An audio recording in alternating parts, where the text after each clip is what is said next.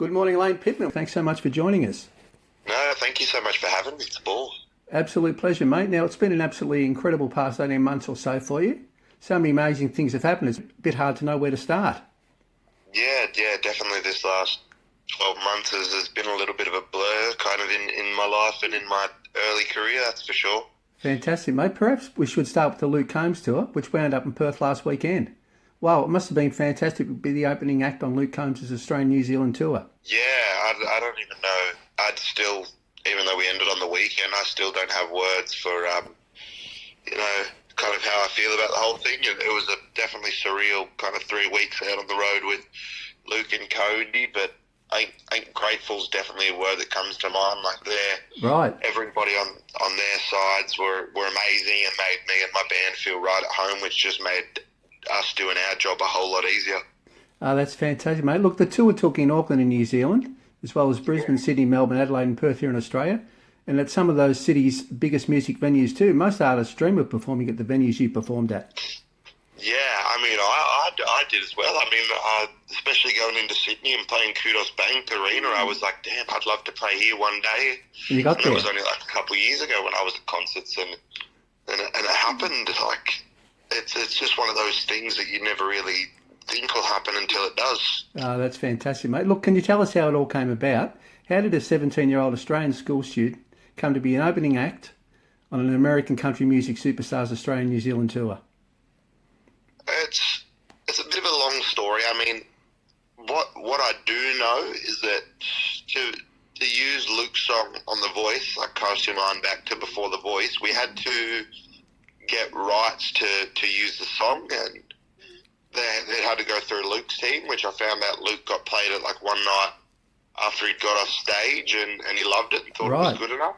And then when it came time to start booking the tour, someone threw my name out into the ring of possibilities, and Luke and his manager Cappy were just like, yeah, we really like Lane. He did a really cool cover of Even Though I'm Leaving. I think it's just kind of like a full circle sort of thing. And then I got an email last August, and we've been off to the races ever since. Right. Oh, that's fantastic, mate. Look, and I believe there's an interesting little story about when you actually met Luke Combs for the first time in person. Can you tell us a little bit about that too? Yeah, it was in Brisbane at the Entertainment Centre. The show was over, and we were both getting ready to leave the venue. I walked out of my dressing room. He'd walked out of his, and we saw each other, and we made eye contact, and we both went to each other and said hello, and just, a really civil chat. I thanked him, obviously, for having us out on the road, and he was like, of course, it's been a pleasure so far. Like, he asked how we were feeling about the tour and if we were enjoying it, and just like, he was just a really genuine guy. That's fantastic, mate. Look, and regarding your wonderful rendition of the Luke Combs song, Even Though I'm Leaving, on The Voice, the video of you performing the song on The Voice has had an incredible amount of views on YouTube, TikTok and Instagram. Around 12 million at last count. The video certainly attracted a lot of attention, mate.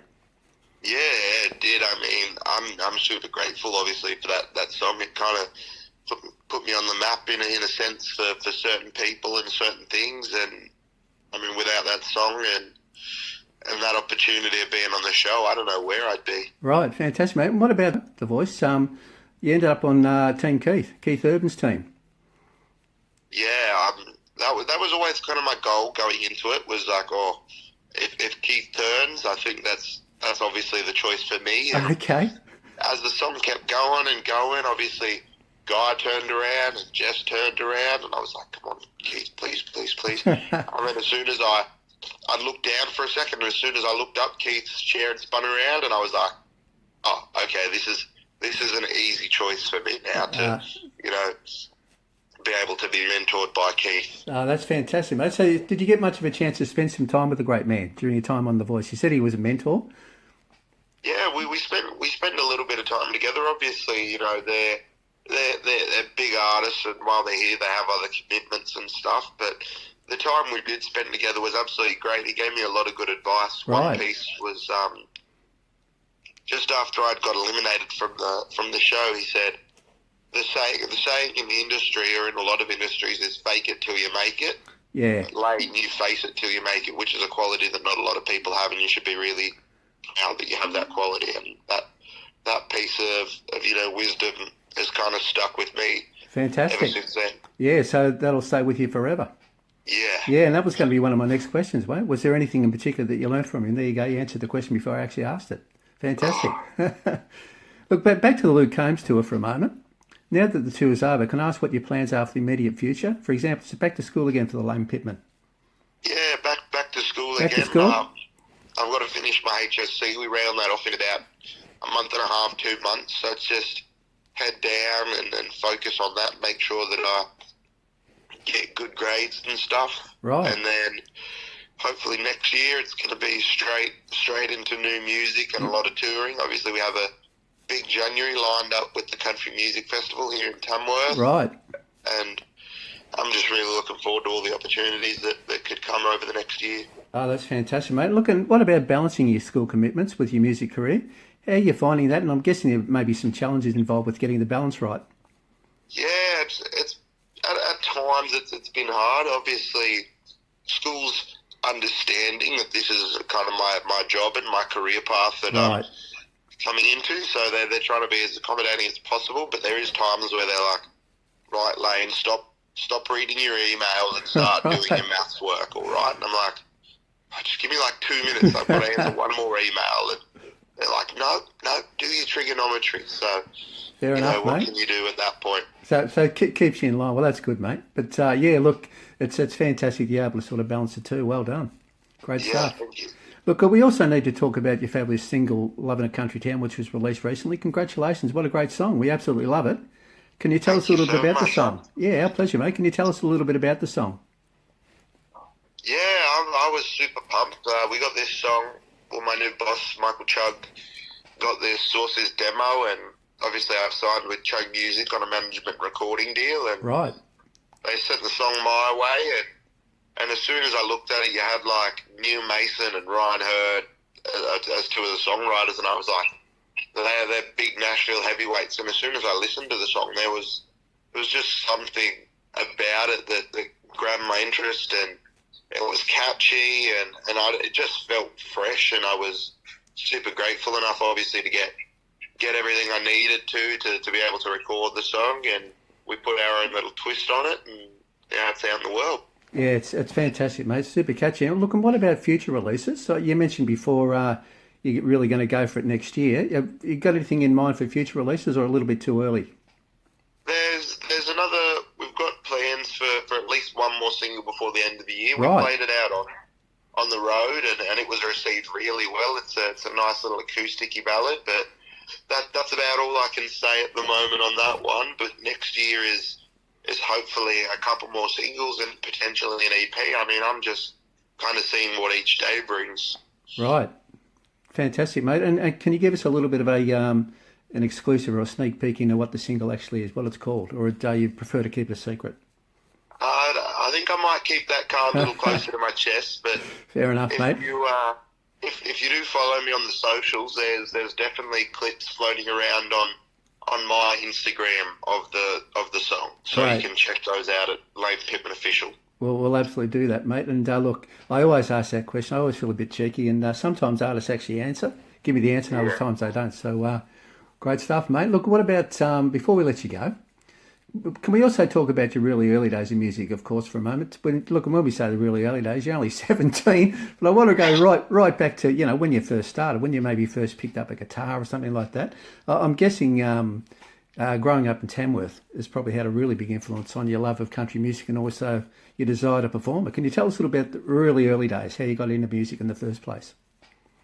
Yeah, I mean, really early days, Mum and Dad were always playing music in the car, so I was always surrounded by it in that sort of aspect. Right. We moved to Tamworth when I was 3. I'm originally from Mount Isa up in far north Queensland, and as soon as we moved down here, obviously being surrounded by the Country Music Festival was a major influence, and then in primary school I was forced to join our choir. And Right, forced, were you? Yeah, my teacher, she was a new teacher to the school, and she started up the choir, and she said, right, everybody in my class has to be in the choir. No ifs, buts, or maybes about it. So, well, you've got a lot to thank her for, have you? yeah, I do. We see each other every now and then, and she's always blown away by like everything I've gone to achieve. But I think I think without joining the choir, maybe I didn't get into music as early as I did, or maybe I didn't even get into music at all. It's Right. just one of those revolving door moments. Absolutely, yeah. So, so that was sort of a bit of a starting point. What about the guitar and all that sort of stuff? You just sort of took up the guitar and then worked your way up from there?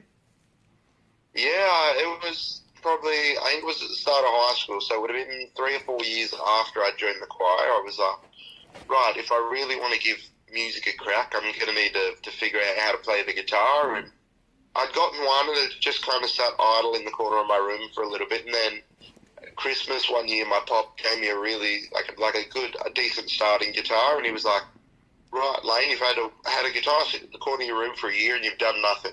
If you don't come back tomorrow if you come back tomorrow and can't play me a song, I'm selling both your guitars on you. Right. Come to one. That's incredible, mate. So you did it? Yeah, I mean, it wasn't great by any means. It was just some rough chords and trying to figure out how to transition between them, but it was enough to make him happy. And then I've just ever since then, it's been trying to improve, and then obviously starting to get gigs around and building up my confidence there. Fantastic, mate. And what about some of the artists who've influenced you along the way? Are there any artists in particular who you think have influenced you? Yeah, I mean, if we look back to the 90s and even earlier, you have like George Strait, Randy Travis, Garth Brooks, Right. Alan Jackson, Brooks and Dunn. I mean, just staple heavyweights Great names. of like the 90s and earlier. But coming into like the modern sort of era, you have your artists like Luke Combs, who I've been greatly inspired by, and a guy called Hardy, who's not only an amazing performer but such an amazing songwriter. He's written songs for like Blake Shelton, Morgan Wallen, Florida Georgia Line. There's just so many people that he's written songs for. Fantastic, mate. Yeah, that's great. Look, thanks so much, Lane, for joining us today. It's been an absolute pleasure, mate.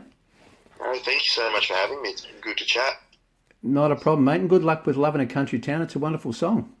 Thank you so much. Yeah, and look, and of course, good luck with the rest of your career. We're really going to follow your career with a lot of interest, mate. Fantastic. Thank you. See you later, Lane. Thanks a lot, mate. See ya.